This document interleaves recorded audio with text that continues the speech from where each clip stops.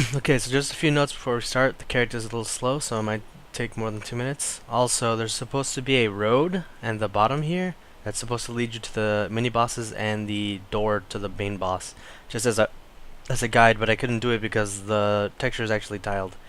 And I wanted a lot of these kind of like bright spots and also these dark spots, which I'm currently in right now. I also have a point light on the player, just so the player can actually see stuff well. As you can see, when you get close to the characters, you can actually see them, they're not just shadows.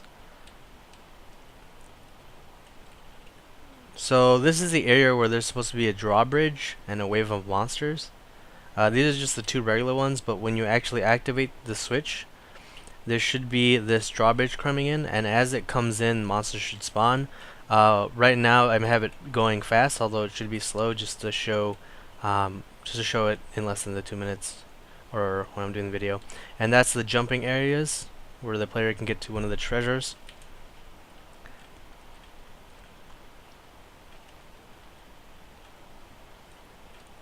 Here's the more monsters that you're gonna end up fighting.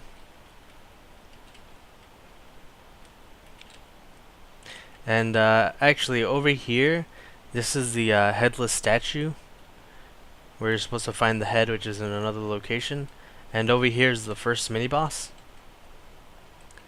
And the way that the level was supposed to work and is in the document is you're supposed to fight these two mini bosses in order to get these golem arms, because the golem arms will actually allow the golem in the boss entrance to actually allow him to open the door.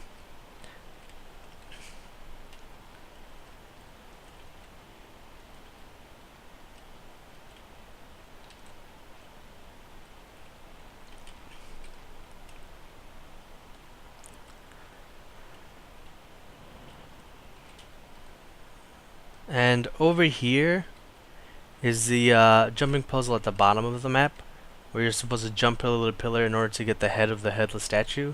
And over here is supposed to be like these contraptions that on the walls that are supposed to throw arrows towards the jumping platforms and try to knock you down. So you're supposed to aim them well, time your jumps. This is a kind of little tight walkway, which just makes walking a little bit more interesting instead of just being a long hallway.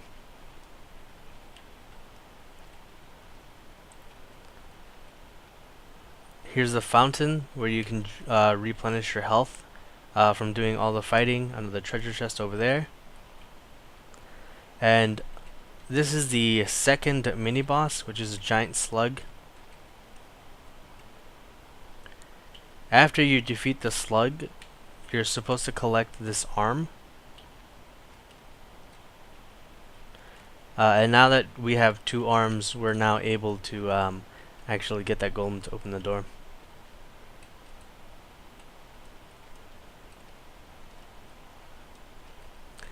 And this is the kind of area that's kind of safe. As you can see, it's very well lit.